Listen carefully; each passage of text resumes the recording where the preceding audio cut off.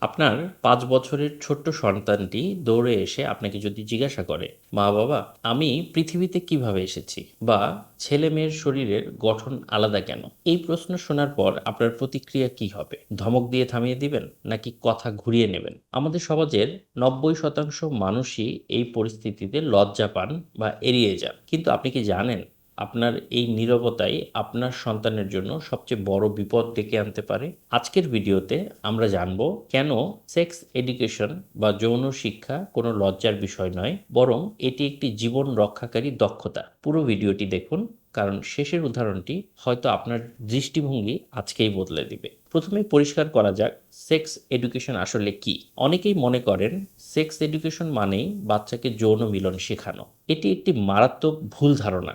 যৌন শিক্ষা হলো নিজের শরীরকে চেনা, শরীরের পরিবর্তনগুলোকে বোঝা, পরিচ্ছন্নতা বজায় রাখা এবং সবচেয়ে গুরুত্বপূর্ণ হলো নিজের শরীরের উপরে নিজের অধিকার বা নিরাপত্তা নিশ্চিত করা। আসুন একটি বাস্তব উদাহরণ দিয়ে বিষয়টি বোঝা যাক। খুব মনোযোগ দিয়ে শুনুন। ধরুন ৭ বছরের একটি মেয়ে, তার নাম এক্স। সে জানে না গুড টাচ বা ভালো স্পর্শ এবং ব্যাড টাচ বা খারাপ স্পর্শ কী। একদিন পরিবারের খুব কাছের কোনো আত্মীয় বা পরিচিত কেউ তাকে আদর করার ছলে এমনভাবে স্পর্শ করলো যা স্বাভাবিক নয়।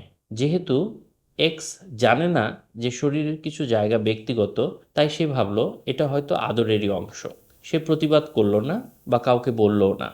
দিনের পর দিন সে এই নির্যাতনের শিকার হতে থাকলো। এখন ভাবুন, যদি এক্সকে ছোটবেলাতেই শেখানো হতো যে শরীরের কিছু অংশ একান্তই ব্যক্তিগত এবং কেউ সেখানে হাত দিলে চিৎকার করতে হবে বা মা বাবাকে জানাতে হবে, তাহলে সে কী করত?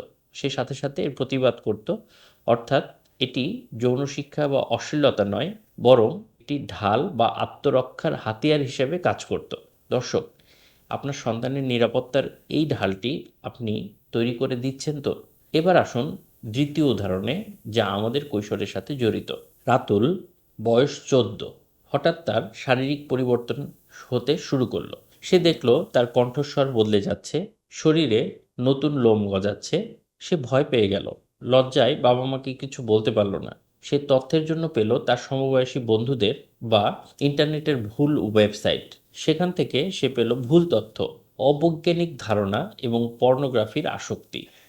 ফলাফল, রাতুল সারা জীবনের জন্য নিজের শরীর নিয়ে হীনমন্যতায় ভুগতে শুরু করলো এবং নারীদের প্রতি একটি ভুল দৃষ্টিভঙ্গি তার তৈরি হলো। অথচ যদি বাবা মা স্কুল থেকে সঠিক সময়ে বয়সন্ধিকাল সম্পর্কে তাকে জানাতো, তাহলে রাতুল জানতো যে এই পরিবর্তনগুলো স্বাভাবিক। সে বিভ্রান্ত হতো না, বরং আত্মবিশ্বাসের সাথে সে বেড়ে উঠত।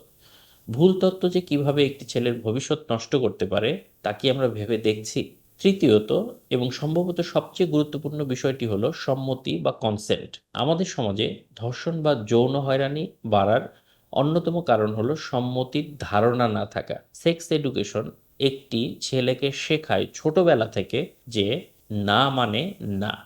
এটি তাকে শেখায় যে স্বামী স্ত্রী প্রেমিক প্রেমিকা হলেও অপরপক্ষের ইচ্ছা ছাড়া জোর করা সবসময়ই অপরাধ। যখন একটি শিশু ছোটবেলা থেকে জানবে যে অন্যের শরীরের প্রতি শ্রদ্ধাশীল হতে হয়, তখন সে বড় হয়ে কখনোই কোনো অপরাধমূলক কর্মকাণ্ডে জড়াতে পারবে না। আপনি কি চান না যে আপনার সন্তান একজন সুস্থ এবং মানবিক মানুষ হিসেবে গড়ে উঠুক? এখন তাহলে আমাদের করণীয় কি? লজ্জার দেয়াল ভাঙতে হবে।